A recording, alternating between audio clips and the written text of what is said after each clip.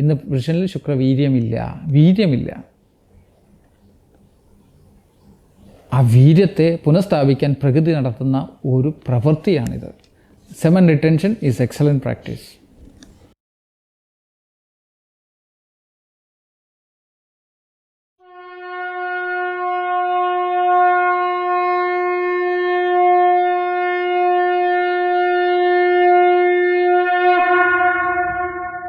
ഗുരുജി, എന്താണ് ബ്രഹ്മചര്യം? What is question. ബ്രഹ്മം ചര്യം ഇത് ബ്രഹ്മചര്യം. ബ്രഹ്മമാർഗത്തിൽ ചരിക്കലാണ് ബ്രഹ്മചര്യം എന്ന പദത്തിൻ്റെ അർത്ഥം. ബ്രഹ്മമാർഗം എന്ന് വെച്ചാൽ എന്താ? ആ ശാന്തിയുടെ വഴി നടക്കൽ. ഇതാണ് സത്യത്തിൽ ബ്രഹ്മചര്യം. ഇപ്പം ചോദിച്ച ചോദ്യമൊന്നുമല്ല, സെലിബസിയെ പറ്റിയായി ചോദിച്ചിരിക്കുന്നത് അല്ലേ? അതൊരു പ്രകൃതി വിരുദ്ധമായ പ്രതിഭാസമാണ്. അത് സ്വാഭാവികമായിട്ട് സംഭവിച്ചാൽ കൊള്ളാം. പ്രകൃതിയുടെ സ്വാഭാവിക കാമനകളെ അമർത്തിവെച്ച് നേടിയെടുത്താൽ അത് തന്നെ സാധനയ്ക്ക് പ്രശ്നങ്ങളായിത്തീരും. മനസ്സ് ശാന്തിയുടെ മാർഗം ചരിക്കുമ്പോൾ, സന്തോഷമാകുമ്പോൾ പതിയെ കാമാസ്തമിക്കും. സെലിബസ് സ്വാഭാവികമായിട്ടുണ്ടാവും. അതിന് പകരം തടഞ്ഞു വെച്ച് അമർത്തി വെച്ച് അപ്പം മനസ്സ് ആ വഴികളിലൊക്കെ പോകും. സ്വപ്നം കണ്ടാൽ തിരിച്ചറിയാം ഞാൻ സെലിബ്രേറ്റ് ആണോ അല്ലയോ എന്ന്. സ്വപ്നം കണ്ടാൽ ഞാൻ പറഞ്ഞത് എന്താ? നമ്മുടെ സ്വപ്നത്തെ നമ്മൾ വ്യാഖ്യാനിച്ച് നോക്കിയാൽ മതി. എന്താണ് സ്വപ്നം കാണുന്നത് വളരെ ശ്രദ്ധിച്ചാൽ പിടികിട്ടും. എൻ്റെ ഉള്ളിൽ ബ്രഹ്മചര്യം എത്തിയോ ഇല്ലയോ എന്ന്. ഇതേ ഉള്ളൊരു വഴി. ജാഗ്രത അവസ്ഥ എന്ന് പറയുന്ന ഇന്നത്തെ അവസ്ഥ ഒന്നും ചിന്തിച്ചാൽ പിടികിട്ടില്ല. കാരണം സ്വപ്നത്തെ നമുക്ക് നമ്മളെ പറ്റിക്കാൻ പറ്റുകയല്ല.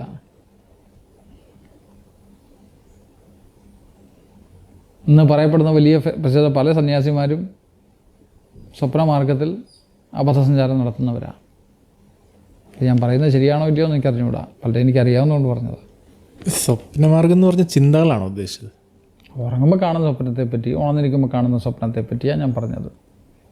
ജാഗ്രത അവസ്ഥയിലും പലരും സ്വപ്നത്തിലാണല്ലോ. ഉറക്കത്തിലും ഉറക്കമൊന്നുമല്ലോ, സ്വപ്നത്തിലല്ലേ. എവിടേക്കാണ് പോകുന്നത് മനുഷ്യൻ? അവിടെ നമുക്കറിയാൻ പറ്റും, പറ്റിക്കാൻ പറ്റില്ല. അവിടെ നമുക്കറിയാം. അതുകൊണ്ടല്ലേ സൈക്കോളജിയും ആദ്യകാലത്ത് സൈക്കോളജി പെരിഫറൽ മൈൻഡിനെ പറ്റി മാത്രമാണ് പഠിച്ചുകൊണ്ടിരുന്നത്. ഇപ്പോൾ സ്വപ്നലോകത്തിന് വളരെ പ്രാധാന്യം കൊടുക്കുന്നുണ്ടല്ലോ സൈക്കോളജി.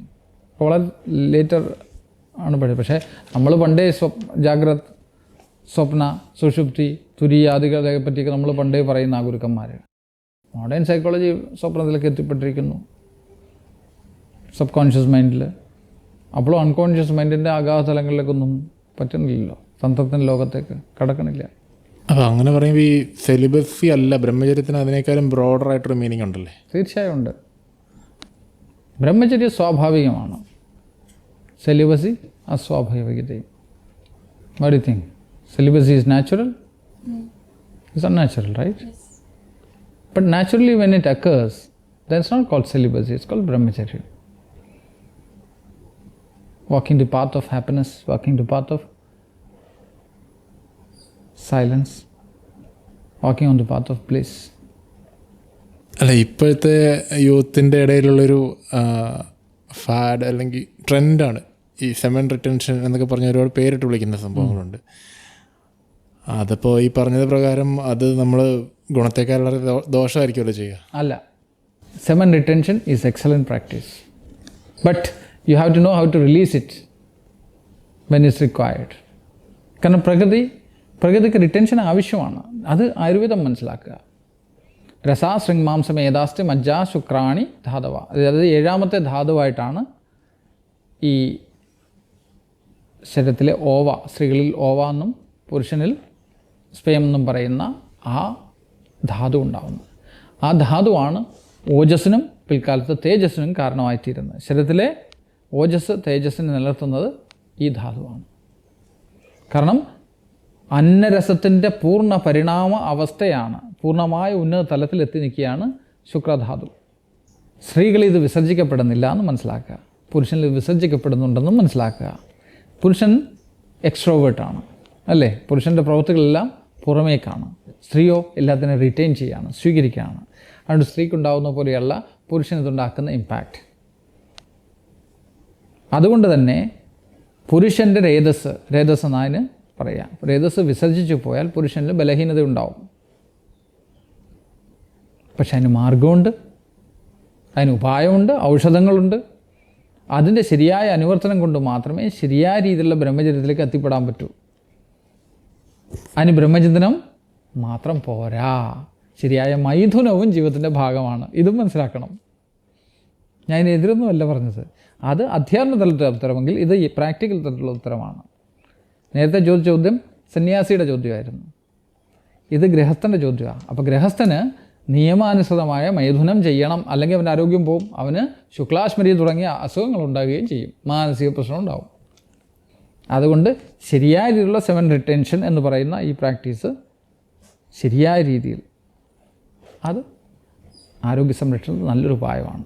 ഇന്ന് അതിന് കാരണമുണ്ട്. ഇത് പ്രകൃതി വെച്ചിരിക്കുന്ന ഇതൊരു ശരിയും നോക്കൂ, എല്ലാത്തിൻ്റെയും പുറകെ പ്രകൃതിയുടെ കളി കാണാം. ഇന്ന് പുരുഷനിൽ ശുക്രവീര്യമില്ല, വീര്യമില്ല. ആ വീര്യത്തെ പുനഃസ്ഥാപിക്കാൻ പ്രകൃതി നടത്തുന്ന ഒരു പ്രവൃത്തിയാണിത്. So I support it, but should be right way, so it can be useful for the youth. പക്ഷെ അങ്ങനെ പറയുമ്പോൾ അത് എപ്പോഴും അതിലേക്കായിരിക്കില്ല നമ്മുടെ ശ്രദ്ധ പോകുക. അതെ, അവിടെയാണ് അതിൻ്റെ പ്രശ്നവും. അതിൻ്റെ പർപ്പസ് മനസ്സിലാവണ്ടേ. അതിൻ്റെ ഫലം അറിയാവുന്ന ഒരാളാണ് തൊട്ട് പുറകെ കിടക്കുന്നത്. നേരിട്ട് വേണേൽ ചോദിച്ച് മനസ്സിലാക്കാം. അതിൻ്റെ ഗുണവും അതെങ്ങനെ ചെയ്യണമെന്നും ഉള്ള ശരിയായി അഭ്യസിച്ച് ശരിയായ രീതിയിൽ അതിൻ്റെ അനുഭവമുള്ള ആളാണ് പുറകെയുള്ളത്. നോക്കൂ, എല്ലാത്തിനും യുക്തിയുണ്ട്, എല്ലാത്തിനും ശരിയായ രീതിയിൽ ഉപയോഗപ്പെടുത്തണം. ഇത് ശരി അത് തെറ്റ് എന്ന് പറഞ്ഞൊരു ഫിക്സേഷനൊന്നും ഇല്ല ഇവിടെ. ശരി തെറ്റുകൾ മാറി മറിഞ്ഞുകൊണ്ടേയിരിക്കും. സന്യാസി കൊടുക്കുന്ന ഉത്തരം ഗൃഹസ്ഥന് കൊടുത്താൽ ശരിയാവുമോ? സന്യാസിയുടെ ചോദ്യം ഗൃഹസ്ഥൻ ചോദിച്ചാൽ ഉത്തരം കിട്ടുന്നത് ആ രീതിയിലായിരിക്കില്ലേ? സൂക്ഷിക്കുക. ഇതിപ്പം മെയിൽ ഫീമെയിൽ ഡിഫറൻസ് ഇല്ലാതെ ഒബ്സർവ് ചെയ്യാൻ പറ്റുമോ? സെമനിട്രേഷൻ പുരുഷനെ പറ്റൂ. സ്ത്രീക്ക് ഓവർ വിസർജിക്ക് പുറത്തേക്ക് പോകുന്നില്ലല്ലോ. അവളുടെ ഓർഗാസ്മിക് സ്റ്റേറ്റിലും she doesn't excrete anything, right? She absorb things, so she does not have any difference, but she will be more happier, she will become more energetic. So that male has to be careful, not the female. അതുകൊണ്ട് നിയമങ്ങളൊക്കെ പുരുഷന് വേണ്ടിയുള്ളതല്ലേ. സ്ത്രീക്കുള്ള നിയമങ്ങളൊക്കെ വേറെ, പുരുഷനുള്ള നിയമങ്ങൾ വേറെ. ഈ feminine retention പറയുന്ന രീതിയിൽ കറക്റ്റായിട്ട് എങ്ങനെ ചെയ്യാൻ പറ്റുക? നോക്കുക, അത് പ്രകൃതിക്കനുസരിച്ചിരിക്കും. വാദപ്രകൃതിയോ കഫപ്രകൃതിയോ പിത്തപ്രകൃതിയോ. വാദപ്രകൃതിക്കാരന് റിട്ടൻഷൻ കൂടുതൽ വേണം, പിത്തപ്രകൃതിൻ്റെ മധ്യമസ്ഥിതിയും, കഫപ്രകൃതിക്കാരന് റിട്ടൻഷൻ്റെ ആവശ്യമില്ല അധികം. ഇങ്ങനെ മനസ്സിലാക്കണം. ഇത് ഇച്ചിരി കോംപ്ലിക്കേറ്റഡായി. So you can generalise these things. അതുപോലെ അയാളുടെ അവസ്ഥ നോക്കണം. വാദപ്രകൃതിന് വാദം വർദ്ധിച്ചിരിക്കുകയാണ്, ശരിയായ റിട്ടൻഷൻ തന്നെ ചെയ്യണം. അതുകൊണ്ട് ആയുർവേദത്തിൽ ചില ചികിത്സാ സമയത്ത് വളരെ നിർബന്ധമായിട്ട് ഈ പറഞ്ഞ റിട്ടൻഷൻ, അതായത് ബ്രഹ്മചര്യം അതിനെ വിളിക്കുന്ന സാമാന്യ ഭാഷയെ വിളിക്കുന്ന അത് ആവശ്യം അനുഷ്ഠിക്കേണ്ടതാണ്. അല്ലെ ചികിത്സ ഗുണത്തിന് വരെ ദോഷം ചെയ്യാറുണ്ട്. അതേസമയം വർദ്ധിച്ചിരിക്കുന്ന കഫപ്രകൃതിക്കാരനോട് നിരന്തര ശുക്രവിസർജനം ആവശ്യപ്പെടാറുണ്ട്. ഇതും അറിയുമോ? അതും ആവശ്യമാണ്. ഞാൻ പറഞ്ഞില്ലേ, ഒന്നും ജനറലൈസ് ചെയ്ത് വെക്കരുത്. ഇങ്ങനെ ഒരു സംവിധാനം പ്രകൃതിയിലില്ല. വർദ്ധിച്ചിരിക്കുന്നതിനെ സമനിലയാക്കുക, ഇല്ലാണ്ടിരിക്കുന്നതിനെ കൊണ്ടും സമനിലയാക്കുക, വർദ്ധിപ്പിച്ച് സമനിലയാക്കുക. എല്ലാം സമനിലയാണ് ശീലിക്കേണ്ടത്. എങ്ങനെയാണെന്ന് വെച്ചാൽ നോർമാൽസി, അങ്ങനെയാണോ? നോർമൽസി, അതിൽ വരണം, നോർമലാവണം. ഇത് അനുഷ്ഠിക്കുന്ന ഒരാൾക്ക് എന്തൊക്കെ ചേഞ്ചാണ് കുതിച്ചുണ്ടാവാൻ ചാൻസ്? പ്രസന്നതയുണ്ടാവും, ഓജസ്വിയാവും, ശരീരത്തിന് പുഷ്ടി ഉണ്ടാവും, മനസ്സിൽ തേജോമയമായിരിക്കും. ആ വൈബ്രൻറ്റ് ഹെൽത്ത് എന്ന് പറയത്തില്ല, നമ്മൾ പറയാറുള്ള സ്റ്റേറ്റില്ലേ, ആ സ്റ്റേറ്റിനെ പാലിച്ചിരിക്കും. ബ്രഹ്മചാരിയെ കണ്ടറിയാം. ബ്രഹ്മചര്യത്തിന് ലക്ഷണങ്ങളുണ്ട്, കണ്ടാലേ അറിയാൻ പറ്റും. ആർക്കും അറിയാൻ പറ്റും. സ്ത്രീകൾക്ക് ഒരു സെക്കൻഡ് കൊണ്ട് പിടികിട്ടും. അതവരെ ഇൻറ്റ്യൂട്ടീവ്ലി മനസ്സിലാക്കുക. അല്ലാതെ അവൾ ഇങ്ങനെയാണോ, പുസ്തകം വായിച്ചിട്ടോ പഠിച്ചിട്ടൊന്നുമല്ല. സ്വാഭാവികമായിട്ടുള്ള ഒരു അട്രാക്ഷൻ ഉണ്ടാവും.